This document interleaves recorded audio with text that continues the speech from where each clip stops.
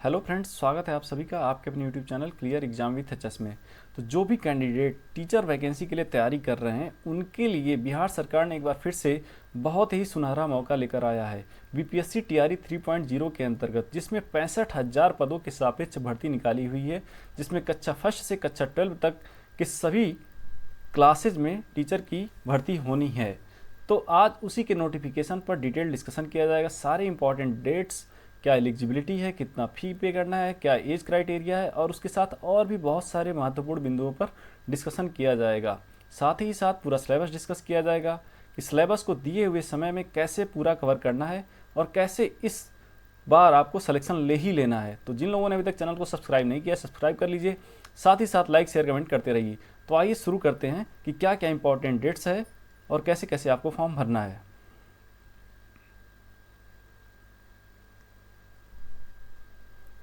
तो आपका जो फॉर्म था बीपीएससी शिक्षक भर्ती का, ये 10 फरवरी से खुल चुका है, ओपन हो चुका है। यानी 10 फरवरी से फॉर्म भरना ओपन है और लास्ट डेट जो फॉर्म भरने का है वो 23 फरवरी 2024 है।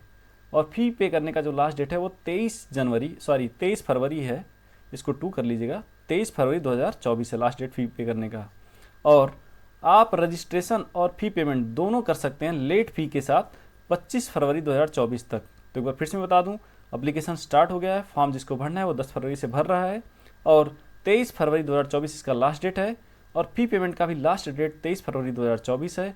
और साथ ही साथ अगर कोई छूट जाता है तो लेट फी के साथ आप 25 फरवरी 2024 तक रजिस्ट्रेशन भी कर सकते हैं और फी भी पेमेंट कर सकते हैं। और रही बात एग्ज़ाम डेट की, तो एग्ज़ाम्स आपके 7 मार्च से 17 मार्च के बीच में सारे एग्ज़ाम्स हो जाएंगे। तो समय बहुत ही कम है। और पदों की बात की जाए तो पद एक्चुअली क्लियर नहीं हुआ है कि फर्स्ट से फिफ्थ तक कितना है, 6 to 8 कितना है, और 9-10 में कितना है, और फर्स्ट 11-12 में कितना है। लेकिन टोटल जो पद हैं वो लगभग 65,000 पद हैं। अब हम बात करते हैं कि क्या इसेंशियल क्वालिफिकेशंस होंगे आपके एलिजिबिलिटी में। एजुकेशनल क्वालिफिकेशन में इसेंशियल क्वालिफिकेशन क्या होना चाहिए।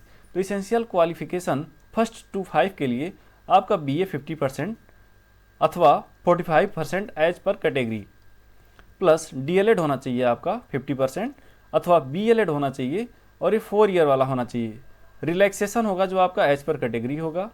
और साथ ही साथ आप या तो सीटेट होना चाहिए या तो बीएस टेट होना चाहिए, जिसमें आपका पेपर 1 क्वालिफाई होना चाहिए अगर आप फर्स्ट टू 5 में अप्लाई करते हैं तो। और एक बहुत ही इंपॉर्टेंट बात यह है कि जिन लोगों ने NIOS से 18 महीने का डीएलएड कोर्स किया है वो यहाँ पर अलाउड नहीं है। तो जो भी कैंडिडेट्स 18 मंथ वाला डीएलएड कोर्स किए हुए हैं वो अलाउड नहीं है। और साथ ही साथ एक और आपकी बात है, एक और आपको इम्पोर्टेंट बता दूं कि अपीयरिंग, जो भी लोग डीएलएड में अपीयरिंग है वो अलाउड नहीं है।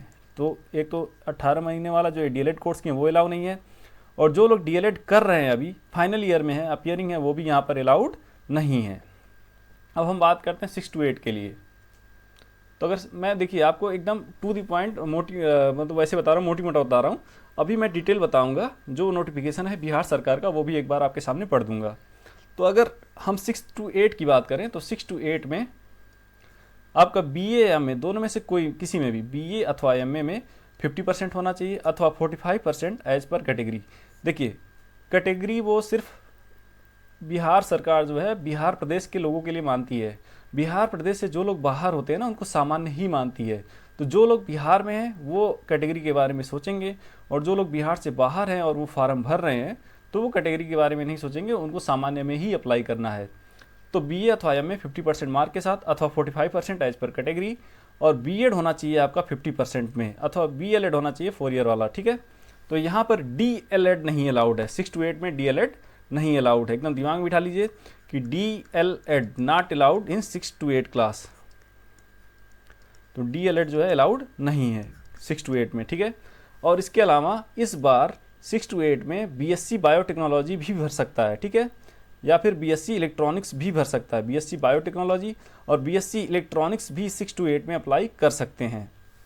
और साथ ही साथ आपका सीटेट अथवा बीएस टेट में पेपर 2 क्वालिफाई होना चाहिए। तो फर्स्ट टू 5 में आपका सीटेट अथवा बीएस टेट में पेपर 1, और 6 to 8 में अगर आप 6 से 8 में फार्म भर रहे हैं तो आपका सीटेट अथवा बीएस टेट में पेपर 2 क्वालिफाई होना चाहिए। और NIOS से जिन्होंने 18 महीने वाला कोर्स किया है वो अलाउड नहीं है। एक बार फिर से मैं आपको बता देता हूँ, वो अलाउड नहीं है। अब हम देखेंगे 9 to 10 में क्या क्वालिफिकेशन है। तो अगर आप 9-10 में अप्लाई करते हैं तो इसमें भी आपका BA अथवा MA में 50% होना चाहिए और 45% एज पर कैटेगरी, और B.Ed में आपका 50% मार्क होना चाहिए, ठीक है। तो अगर 9-10 में अगर आप अप्लाई करते हैं तो यहाँ पर सिर्फ B.Ed चाहिए, उसमें आपका 50% मार्क होना चाहिए, बाकी रिलैक्सेशन एज पर कैटेगरी। और यहाँ पर अगर 9-10 में आप अप्लाई करते हैं तो यहाँ भी CTET अथवा BA स्टेट में पेपर 2 क्वालिफाई होना चाहिए, और बाकी NIOS 18 month DLED not allowed है। अब बात करते हैं अगर हम PGT की, यानी 11 और 12 वाले क्लास में पोस्ट ग्रेजुएट वाले में, तो अगर आपका PGT में देखेंगे तो आपका MA में होना चाहिए 50% मार्क अथवा 45% मार्क एज पर कैटेगरी। तो कैटेगरी किसके लिए अलाउड है? जो बिहार सरकार, यानी जिसके पास बिहार प्रदेश का निवास प्रमाण पत्र होगा उसी के लिए कैटेगरी अलाउड है, ठीक है। और साथ ही साथ B.Ed होना चाहिए आपका 50% मार्क में, रिलैक्सेशन एज पर कैटेगरी है, और BS स्टेट में आपका पेपर 2 होना चाहिए। सबसे खास बात, अगर आप 11 या 12 के लिए अप्लाई करते हैं तो आपका BS स्टेट होना ही चाहिए पेपर 2 में, यहाँ पर CTET अलाउड नहीं है। तो अगर 11-12 में अगर आप फॉर्म भर रहे हैं तो वहाँ पर CTET अलाउड नहीं है, एकदम दिमाग में बिठा लीजिए। अगर कोई CTET पेपर 2 क्वालिफाइड है तो वो PGT नहीं भर सकता है। जो BS स्टेट होगा पेपर 2 में, सिर्फ और सिर्फ वही 11 और 12 में अप्लाई कर सकता है। अब हम बात करते हैं फ़ी की। तो अगर हम पैसे की बात करेंगे, एक्चुअली यहाँ पे थोड़ा सा छोटा हो गया बट मैं लिख देता हूँ। तो अगर जो जनरल लोग होंगे बिहार के, वो 750 रुपया पे करेंगे, 750 रुपया पे करना पड़ेगा। जो जनरल होंगे बिहार के होंगे, general people of Bihar, general people of Bihar, इनको आपको पे करना पड़ेगा 750 रुपये अगर आप फॉर्म भरते हैं तो। और अगर आप बिहार के SC ST हैं, SC ST बिहार के हैं तो आपको 200 पे करना होगा, बिहार के हैं तो। और ओमेन अगर होगी बिहार की, अगर महिला होगी, ओमेन है, तो वो जनरल हो, जनरल, SC हो, ST हो, OBC हो, कोई भी हो, अगर वो महिला है और बिहार का निवास प्रमाण पत्र है उनके पास, तो उनको सिर्फ 200 रुपये पे करना है। और इनके अलावा, ये मैं बिहार के लोगों के लिए बात कर रहा था, जो लोग बिहार से बाहर के लोग होंगे, outside from Bihar, outside from Bihar, जिनका निवास प्रमाण पत्र बिहार का नहीं होगा, उनको 750 पे करना है, चाहे वो कोई भी हो। आउटसाइड फ्रॉम बिहार, जो बिहार से बाहर के हों, वो कुछ भी हों, फ़र्क नहीं पड़ता, उनको जनरल में ही काउंट किया जाएगा और उनको 750 रुपया पे करना होगा। तो ये तो था, मैंने 2 चीज़ों पे बात कर लिया कि क्वालिफ़िकेशन क्या चाहिए और फ़ी कितना पे करना है। अब हम बात करते हैं एज क्राइटेरिया पे कि आपका एज क्या होना चाहिए।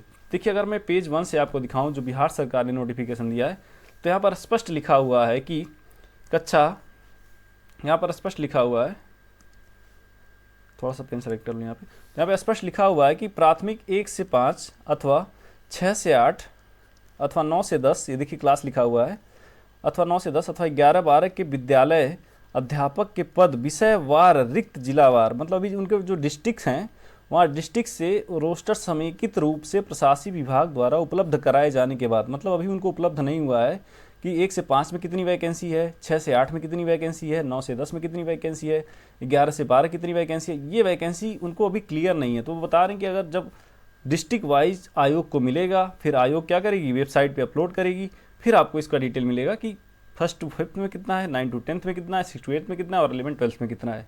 तो ये अभी आपको क्लियर नहीं है। अब हम बात करते हैं कि देखिए यहाँ पर लिखा हुआ है, अगर हम पहले देखेंगे 1st to 5th के लिए, यहाँ पर अगर हम देखेंगे कि 1 से 5 के लिए क्या क्वालिफिकेशन चाहिए,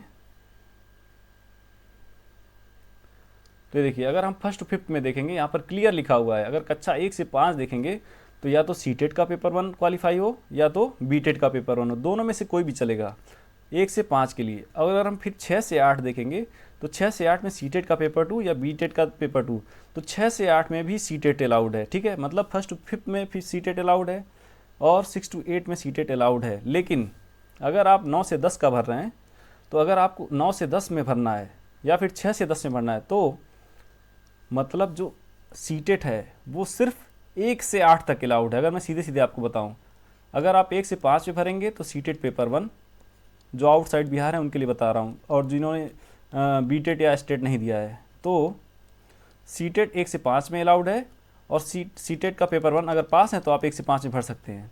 और अगर आपको 6 to 8 में भरना है, 6 और 8 में भरना है, 6 to 8 मतलब 6, 7, 8, तो यहाँ पर भी सीटेट का पेपर 2 अगर क्वालिफाई है तो आप भर सकते हैं। सीटेट पेपर 2, सीटेट का पेपर 2 अगर आप अलाउड क्वालिफाई है तो आप भर सकते हैं, ठीक है। मगर अगर आपको जो है 9 to 10 में भरना है, 9 से 10 में भरना है, तो इसमें सीटेट नहीं चलेगा। 9 से 12 तक अगर आप भरते हैं तो वहाँ पर सीटेट नहीं चलेगा। अगर आप 9 से 10 भरते हैं तो आपको क्या चाहिए, ये स्टेट चाहिए, और अगर आप 11-12 चाह रहे हैं तो उसमें आपको स्टेट पेपर 2 चाहिए। देखिए यहाँ पे लिखा हुआ, अगर आप 11 से 12 में भरते हैं फॉर्म तो आपको क्या चाहिए, यह स्टेट यानी बिहार टेट का आपका पेपर 2 क्वालिफाई होना चाहिए। तो इस चीज़ को आप विशेष ध्यान देंगे। बाकी अगर हम आगे देखते हैं तो देखिए 1 से 5 के लिए, 1 से 5 के लिए अगर आप भरते हैं तो इसेंशियल क्वालिफिकेशन आपका कितना हो चाहिए, 50% अंकों के साथ होना चाहिए, और साथ ही साथ क्या होना, द्विवर्षीय डिप्लोमा होना चाहिए। वही या तो आपका डीएलएड होना चाहिए या तो बीएलएड होना चाहिए, ठीक है। बाकी 50%, 45% वो कैटेगरी के हिसाब से आप देख लेंगे। 6 से 8 में अगर आप देखेंगे तो 6 से 8 में देखिए, 6 से 8 में किन किन पदों पे होगा, गणित एवं विज्ञान के अध्यापक चाहिए, सामाजिक विज्ञान के अध्यापक चाहिए, 6 से 8 की बात कर रहा हूँ मैं, और भाषा विद्यालय अध्यापक चाहिए। तो इन 3 में भर्ती होगी आपकी, गणित एवं विज्ञान, सामाजिक विज्ञान एवं भाषा अध्यापक। और इसके लिए क्या चाहिए आपको, तो फिर से वही 50% अंकों के साथ स्नातक हो या स्नातकोत्तर हो, मतलब बीए अथवा एमए किसी में भी। अगर मान लो आपका बीए में नहीं 50% है और एमए में 50% है, तब भी आप फार्म को भर सकते हैं। अगर आपका एमए में 50% है तो आप भर सकते हैं 6 से 8 में, ठीक है। कई बार लोगों का होता है कि बीए में नहीं 50% है, एमए में 50%, तो आप भर सकते हो। तो बीए अथवा एमए में से किसी में भी अगर आपका 50% है तो आप फॉर्म भर सकते हैं, और साथ में क्या होना चाहिए, बीएड होना चाहिए। तो 6 से 8 के लिए डीएलएड अलाउड नहीं है, 6 से 8 में आपको बीएड होना चाहिए। 45% अंकों के साथ स्नातक अथवा शिक्षा शास्त्र में 1 वर्षीय स्नातक बीएड होना चाहिए, क्योंकि पहले जो पुराने लोग हैं तब बीएड 1 साल का होता था, तो वही वाला बता रहे हैं वो। तो ये 6 से 8 के लिए हो गया। अगर हम फिर देखेंगे यहाँ पर, देखिए बार बार ये बात लिखी हुई है कि एनआईओएस के द्वारा प्रदत्त 18 महीने का डीएलएड की उपाधि मान्य नहीं होगी। तो जिन लोगों ने 18 महीने वाला किया है वो भूल जाए, ये वैकेंसी नहीं भर सकते हैं। अब हम 9-10 के लिए एक बार फिर से आपको बिहार सरकार वाली नोटिफिकेशन में दिखा रहे हैं, हालांकि मैंने पहले आपको बता दिया है।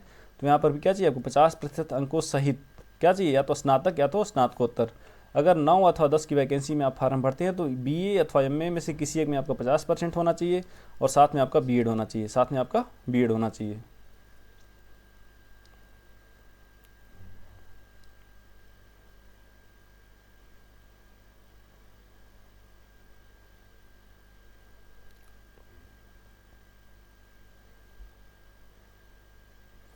अब आगे देखते हैं। देखिए कई लोग सामाजिक विज्ञान का फॉर्म भरते हैं तो उनको सब्जेक्ट सिलेक्शन के बारे में पहले बता दे रहा हूँ कि अगर आप पीजीटी भर रहे हैं, पीजीटी मतलब 11-12 के लिए, तो आपका क्या होना चाहिए, स्नातक स्तर पर अंतर्गत इतिहास, भूगोल, अर्थशास्त्र, राजनीति शास्त्र में से किन्हीं 2 विषयों में उत्तीर्ण होना चाहिए। ये बात दिमाग में रख लीजिए आपकी। इतिहास, अगर कई बार पीजीटी में जो बच्चे फार्म भरते हैं और वो समाज शास्त्र से किए हुए हैं तो उनका सब्जेक्ट कॉम्बिनेशन नहीं बन पाता, तो वो लोग फॉर्म भर के अपना पैसा खराब नहीं करेंगे। तो आप ध्यान रखिए, आपके पास इतिहास, भूगोल, अर्थशास्त्र और राजनीति शास्त्र, ये 4 सब्जेक्ट में से कम 2 का कॉम्बिनेशन होना चाहिए, तभी आप सामाजिक विज्ञान में 11-12 में पीजीटी का फॉर्म भर सकते हैं। अदरवाइज आप फार्म नहीं भरिएगा, आपका पैसा खराब हो जाएगा, क्योंकि जब आप सब्जेक्ट सेलेक्ट करोगे बाद में तो आपको वहाँ पे ऑप्शन नहीं मिलेगा। तो इन चारों में से कोई 2 सब्जेक्ट का आपका कॉम्बिनेशन होना चाहिए जो भी 11-12 में फॉर्म भर रहे हैं।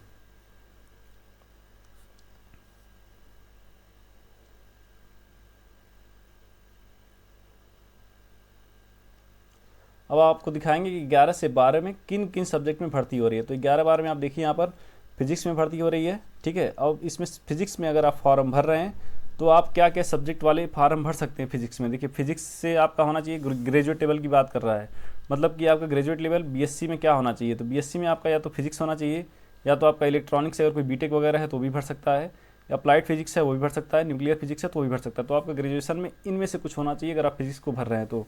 अगर आप केमिस्ट्री में फिल कर रहे हैं फॉर्म तो केमिस्ट्री या बायो केमिस्ट्री होना चाहिए। इकोनॉमिक्स में फिल कर रहे हैं तो इकोनॉमिक्स होना चाहिए, अप्लाइड इकोनॉमिक्स होना चाहिए, बिजनेस इकोनॉमिक्स होना चाहिए।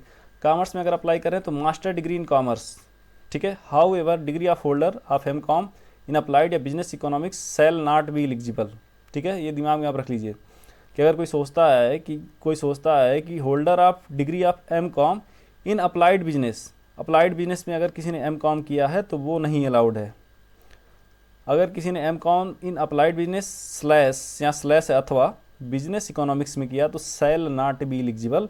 इसको आप दिमाग में रख लीजिए, ये लोग फार्म नहीं भरेंगे। कौन भरेगा? सिर्फ मास्टर डिग्री इन कॉमर्स ये वाले भरेंगे, अगर कोई कॉमर्स में भर रहा है तो। उसके बाद बॉटनी और जूलॉजी में देखेंगे तो शिक्षा विभाग की अधिसूचना 10/8/2023 के आलोक में botany, zoology, life science, bio science, genetics, microbiology, biotechnology, molecular biology, plant physiology ये लोग फॉर्म भर सकते हैं। मैथ में अगर कोई भरना चाहता है तो मैथमेटिक्स या अप्लाइड मैथमेटिक्स में भर सकता है।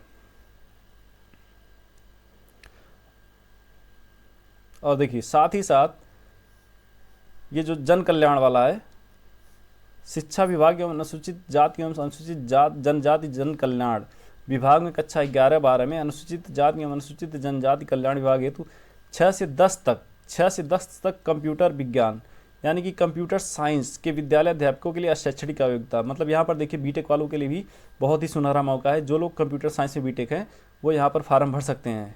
उनको 6 से 10 में जो जन कल्याण वाला कॉलेज है वहाँ पर कंप्यूटर साइंस के लिए टीचर की आवश्यकता है, तो वहाँ पर न्यूनतम 50% अंकों के साथ किसी मान्यता प्राप्त विश्वविद्यालय संस्थान से क्या होना चाहिए उनके पास? लिखा है DOE-CCC, मतलब ए स्तर में स्नातकोत्तर की उपाधि हो, अथवा किसी विश्वविद्यालय से AICTE द्वारा प्राप्त में क्या होना चाहिए? बी होना चाहिए। बी मतलब बीटेक कंप्यूटर साइंस में या IT में। तो IT वाले भी भर सकते हैं, कंप्यूटर साइंस वाले भी भर सकते हैं। 6 से 10 में अगर किसी को कंप्यूटर टीचर बनना है तो वो यहाँ पर अप्लाई कर सकता है। उसके पास या तो CS में यानी कंप्यूटर साइंस में बीटेक की डिग्री हो, या बैचलर ऑफ इंजीनियरिंग BE जिसे कहते हैं उसकी डिग्री हो, अथवा बीटेक की डिग्री हो, AICTE से मान्यता प्राप्त हो, तो वो कंप्यूटर साइंस या IT वाला यहाँ पे फॉर्म भर सकता है। और बाकी उसके अलावा अगर मान लीजिए कोई जो है AICTE से मान्यता प्राप्त स्ट्रीम में BE अथवा बीटेक उपाधि कंप्यूटर साइंस में पोस्ट ग्रेजुएट डिप्लोमा हो तो वो भी फार्म भर सकता है। पोस्ट ग्रेजुएट डिप्लोमा यानी PGDCA, ठीक है, वो भी भर सकता है।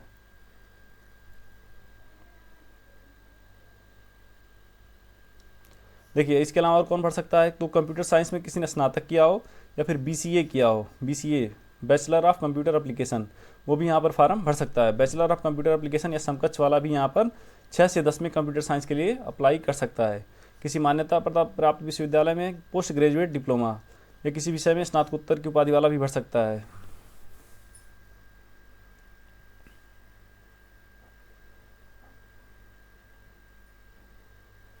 बाकी जो डिस्काउंट है वो उस हिसाब से मिलेगा जो उनके स्टेट का लॉ है। अपने बिहार सरकार के स्टेट के लॉ के हिसाब से कुछ लोगों को 5% छूट दिया जाएगा।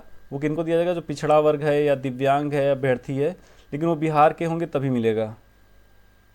कंप्यूटर विज्ञान विषय के अभ्यर्थियों के लिए बीएड की योग्यता अनिवार्य नहीं है। ये बहुत इंपॉर्टेंट पॉइंट है कि अगर आप 6 से 10 में कंप्यूटर टीचर के लिए अप्लाई कर रहे हैं तो उनके लिए बीएड अनिवार्य नहीं है। ये दिमाग में बहुत अच्छा मौका है।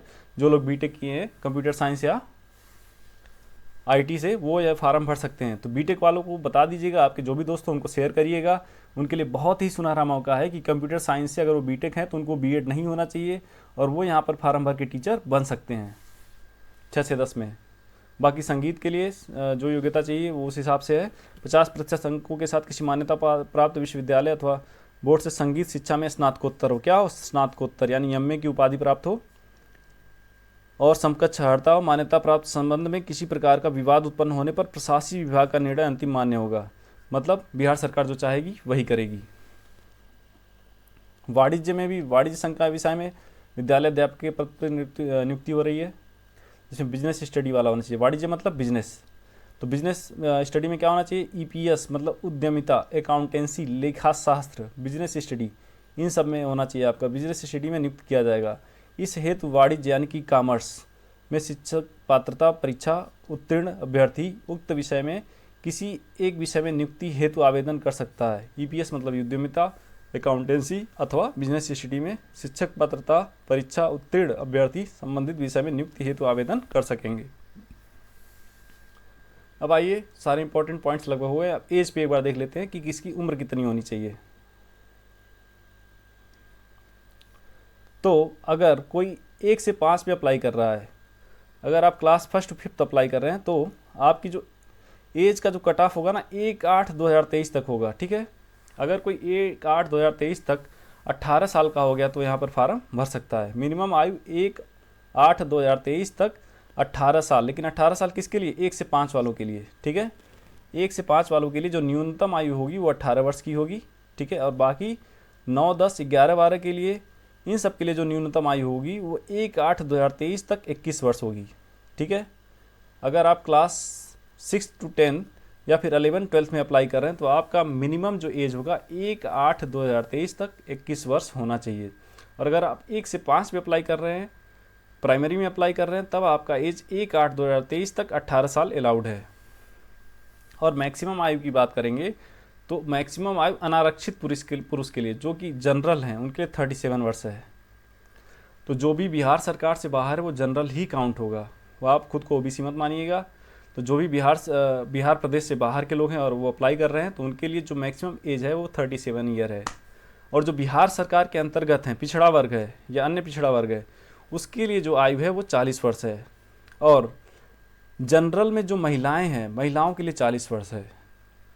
महिलाएं चाहे जनरल हों, चाहे रिजर्व हों, चाहे अनरिजर्व, उनके लिए कितना है? 40 वर्ष है।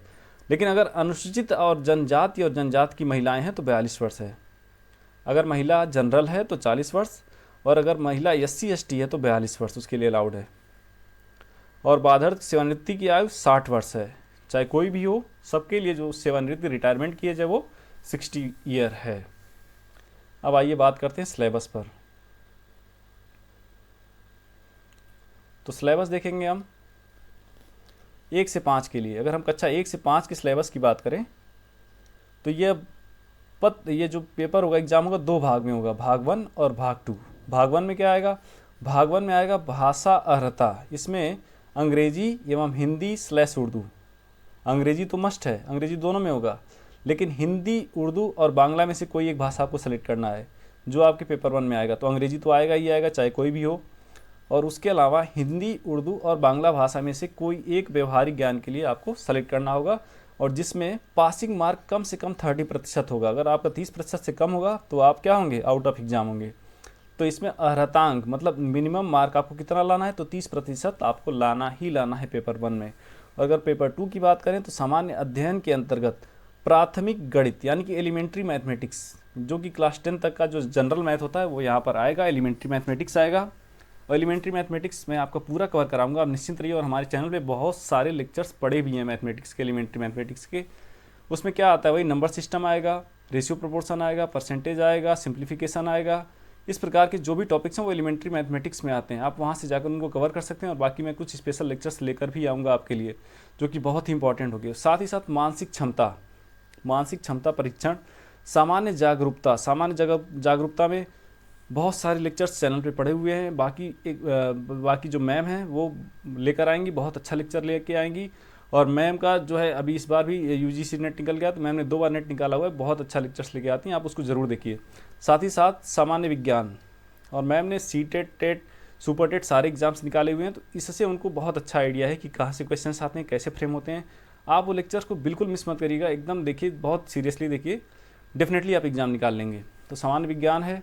सामान्य विज्ञान के अंतर्गत जनरल साइंस आएगा। सामान्य विज्ञान का हमारे चैनल पर लेक्चर पड़ा हुआ है ऑलरेडी, आप उन लेक्चर्स को देखिएगा। फिर भी मैं आपके लिए एक नया लेक्चर भी लेकर आऊँगा, बट जो लेक्चर्स पढ़े हुए आप उनको जरूर देखिए। साथ ही साथ सामाजिक विज्ञान, भारतीय राष्ट्रीय आंदोलन, भूगोल और पर्यावरण शामिल है।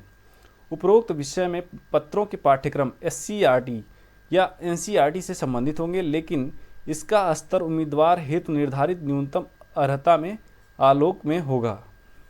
सामान्य अध्ययन के पत्र में पाठ्यक्रम SCERT से संबंधित होगा, मतलब या तो स्टेट बोर्ड वाला होगा या तो NCERT। सबसे बेस्ट आप NCERT पढ़ेंगे, NCERT से ही समझो कि आपका पूरा यहाँ पे जो टॉपिक होगा वो कवर होगा। तो ये था 1 से 5 के लिए। अब हम 6 से 8 के लिए देखेंगे कि क्या सिलेबस है। 6 से 8 के लिए अगर हम सिलेबस देखेंगे तो यहाँ पर 3 पेपर होंगे। यह पत्र 3 भाग में होगा, भाग 1, भाग 2 और भाग 3। 1 से 5 में 2 पार्ट में होगा और यहाँ पे 3 भाग में होगा। इसमें क्या होगा? भाषा अर्हता में क्या होगा? देखो, अंग्रेजी तो सबको देना है, और उसके अलावा आपको हिंदी, उर्दू या बांग्ला भाषा में से कोई एक आपको सेलेक्ट करना होगा। तो हमारे चैनल पे हिंदी पूरा कवर कर दिया जाएगा, उसको आप यहाँ से देख सकते हैं। और इसमें इंग्लिश भी कवर कर दिया जाएगा।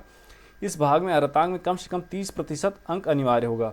भाग 2 की बात करें तो भाग 2 में सामान्य अध्ययन के लिए प्राथमिक गणित, एलिमेंट्री मैथ यहाँ पर भी आएगा, सामान्य जागरूकता आएगा यानी कि जनरल नॉलेज या जनरल स्टडी का लो, जनरल अवेयरनेस का लो, सामान्य विज्ञान आएगा, भारतीय राष्ट्रीय आंदोलन एवं भूगोल शामिल है यहाँ पर। ये तो पेपर 2 हो गया। पेपर 3 में क्या आएगा? पेपर 3 में आएगा आपका मध्य विद्यालय के अध्यापकों के लिए एक विषय पत्र है। उम्मीदवारों द्वारा इन पत्रों में से किसी एक पत्र का चुनाव किया जाना है, जैसे गणित एवं विज्ञान इसमें से कुछ आएगा, या फिर सामाजिक विज्ञान, हिंदी, उर्दू, संस्कृत अथवा अंग्रेजी। तो भाग 3 में यहाँ से कुछ आएगा। नोट में देखिए स्पेशली लिखा हुआ है यहाँ पर, शिक्षा विभाग के अंतर्गत 6 से 8 के सामाजिक विज्ञान के चयन करने वाले अभ्यर्थी यदि सेक्शन 1 में इतिहास विषय का चयन करते हैं, अगर आप सेक्शन 1 में इतिहास विषय का चयन करते हैं तो सेक्शन 2 में भूगोल, अर्थशास्त्र, राजनीति शास्त्र में से किसी एक विषय का चयन करना होगा। मतलब अगर आपने सेक्शन 1 में इतिहास चुन लिया तो दूसरे सेक्शन में इतिहास नहीं चुनना है आपको, दूसरे सेक्शन में आपको भूगोल, अर्थशास्त्र, राजनीति शास्त्र में से कोई एक सब्जेक्ट चुनना है। यदि अभ्यर्थी द्वारा सेक्शन 1 में भूगोल विषय का चयन करते हैं तो सेक्शन 2 में अर्थशास्त्र, राजनीति शास्त्र में से कोई एक विषय चुनना होगा, ये मस्ट है। उपरोक्त विषयों में पत्रों के पाठ्यक्रम, ये जो सारा सिलेबस होगा वो SCERT या NCERT से संबंधित होगा।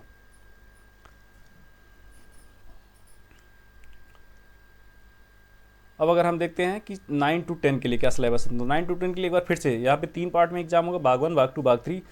भाग 1 एज इट इज रहेगा जैसा कि 1 से 5 के लिए और 6 से 8 के लिए, वैसे ही यहाँ पे भी भाग 1 है। भाग 1 में क्या है, तो अंग्रेजी तो मस्ट है, साथ ही साथ हिंदी, उर्दू, बांग्ला में से कोई एक से आपको सेलेक्ट करना है। तो अंग्रेजी तो सबको देना होगा, हिंदी, उर्दू, बांग्ला में से कोई आप भाषा सेलेक्ट करेंगे, उसमें से आपको एग्जाम देना होगा और 30% मार्क लाना होगा। और भाग 2 की बात करें तो भाग 2 में फिर से वही सामान्य अध्ययन और माध्यमिक विद्यालय के पाठ्यक्रम से संबंधित होगा। जो सामान्य अध्ययन होगा वो माध्यमिक विद्यालय के पाठ्यक्रम से संबंधित होगा। मतलब ये समझ लीजिए कि 6 से 10 तक जितने भी इतिहास, जियोग्राफी, SST के जितने भी बुक्स हैं उनको आप अगर पढ़ लेते हैं तो आपके लिए बहुत ही बेनिफिशियल होगा, अगर किसी के पास है तो। और अगर नहीं है तो आप निश्चिंत रहिए, हमारे चैनल पर सारा कंटेंट अपलोड कर दिया जाएगा। लेकिन इसका स्तर उम्मीदवार हेतु निर्धारित न्यूनतम अर्हता के आलोक में होगा। इसमें प्राथमिक गणित यानी एलिमेंट्री मैथमेटिक्स, सामान्य जागरूकता, सामान्य विज्ञान, भारतीय राष्ट्रीय आंदोलन एवं भूगोल शामिल है। भाग 3 के अंतर्गत फिर से वही शिक्षा विभाग के अंतर्गत विशेष विद्यालय अध्यापक 9 से 10 के लिए एक विषय पत्र है। उम्मीदवार द्वारा इन पत्रों में से किसी एक पत्र का चुनाव किया जाना होगा। हिंदी, बांग्ला, उर्दू, संस्कृत, अरबी, फारसी, अंग्रेजी, विज्ञान, गणित, ललित कला, नृत्य, शारीरिक शिक्षा, मैथिली, संगीत एवं सामाजिक विज्ञान है। नोट में फिर से वही बताया गया आपको कि अनुसूचित जाति, अनुसूचित जनजाति कल्याण विभाग के वर्ग 6 से 10 के लिए विषय पत्र संगीत, कला एवं कंप्यूटर को छोड़कर संगीत अथवा कला विषय के लिए संगीत एवं ललित कला को सम्मिलित कर परीक्षा ली जाएगी। बाकी वही आपको फिर से सेक्शन 1 में अगर आपने इतिहास सेलेक्ट किया है तो सेक्शन 2 में आपको भूगोल, अर्थशास्त्र, राजनीति शास्त्र में से कोई एक करना होगा। अगर आपने सेक्शन 1 में इतिहास किया तो सेक्शन 2 में इन तीनों में से कोई आपको सेलेक्ट करना होगा। अगर आपने सेक्शन 1 में भूगोल सेलेक्ट किया है तो सेक्शन 2 में आपको अर्थशास्त्र अथवा राजनीति शास्त्र में से कोई एक सब्जेक्ट सेलेक्ट करना होगा। और जो भी सब्जेक्ट होंगे उसका सिलेबस SCERT या NCERT से संबंधित होगा। अब आइए देख लेते हैं 11-12 के लिए क्या सिलेबस है। 11-12 की परीक्षा भी जो होंगे वो 3 भाग में होंगे, भाग 1, भाग 2, भाग 3। भाग 1 सेम है, क्या सेम है इसमें भी आपको अंग्रेजी तो मस्ट है और बाकी हिंदी, उर्दू, बांग्ला में से कोई एक सब्जेक्ट सेलेक्ट करना है और उस सब्जेक्ट में और अंग्रेजी में दोनों मिला के आपको 30% कम से कम मार्क लाना है, तभी आप पास माने जाएंगे। भाग 2 में सामान्य अध्ययन है जिसमें एक प्रश्न उच्च माध्यमिक विद्यालय के पाठ्यक्रम से संबंधित होगा। सामान्य अध्ययन तो होगा लेकिन जैसे माध्यमिक वाले में क्या था, तो ये समझ लो कि आपको NCERT की 6, 7, 8, 9, 10 की किताब पढ़नी थी, लेकिन जो इंटर वाला जो PGT होगा वहाँ पे सामान्य अध्ययन जो होगा वो 11-12 के सिलेबस से संबंधित होगा। उसमें जो क्वेश्चंस आएंगे सामान्य अध्ययन में वो 11-12 के NCERT बुक से समझो वहीं से आएंगे, ठीक है। लेकिन इसका स्तर उम्मीदवार हेतु निर्धारित न्यूनतम अर्हता के आलोक में होगा। इसमें प्राथमिक गणित होगा, सामान्य जागरूकता होगी, सामान्य विज्ञान, भारतीय राष्ट्रीय आंदोलन एवं भूगोल सम्मिलित है। भाग 3 के अंतर्गत उच्च माध्यमिक विद्यालय के अध्यापकों के लिए एक विषय पत्र है। उम्मीदवारों द्वारा इन पत्रों में से किसी एक का चुनाव किया जाना होगा, ठीक है। एक विशेष पत्र लिखना होगा आपको, ठीक है, जिसमें हिंदी, उर्दू, अंग्रेजी, संस्कृत, बांग्ला, मैथिली, मगही, अरबी, फारसी, भोजपुरी, पाली, प्राकृत, गणित, भौतिकी, रसायन शास्त्र, वनस्पति विज्ञान, जंतु विज्ञान, इतिहास, राजनीति शास्त्र, भूगोल, अर्थशास्त्र, समाजशास्त्र, मनोवैज्ञानिक, दर्शन शास्त्र, गृह विज्ञान, computer science, business studies, accountancy और संगीत एवं उद्यमिता शामिल है। और ये जो भी होंगे वो सारे के सारे जो सिलेबस होगा संबंधित होगा SCERT और NCERT से संबंधित होगा। तो भाग 1 सिर्फ और सिर्फ क्वालिफाइंग है। देखिए यहाँ स्पष्ट लिखा है, चाहे वो 1st to 5th हो, 6th to 8th हो, 9th 10th हो या फिर 11th 12th हो, भाग 1 का सिर्फ और सिर्फ क्वालिफाइंग है, ठीक है। और सभी विद्यालय अध्यापकों के लिए ली जाने वाली लिखित परीक्षा वस्तुनिष्ठ एवं बहुविकल्पी होगी, मतलब ऑब्जेक्टिव टाइप क्वेश्चन होगा, MCQ होगा। प्रत्येक गलत उत्तर के लिए निगेटिव मार्किंग होगा, ठीक है, नहीं होगा, सॉरी, प्रत्येक गलत उत्तर के लिए निगेटिव मार्किंग नहीं है। ये तो बहुत ही जो है कुछ लोगों के लिए बहुत अच्छी बात है कि वो अपना भाग्य आजमा सकते हैं। यहाँ पर हो सकता है उनका भाग्य अच्छा और उनका सिलेक्शन हो जाए, तो यहाँ पर निगेटिव मार्किंग नहीं है।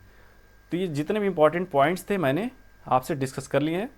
बाकी आरक्षण वगैरह जो है वो गवर्नमेंट के नियम के हिसाब से है, और आपको तीनों जो है यहाँ पर एग्ज़ाम देने हैं।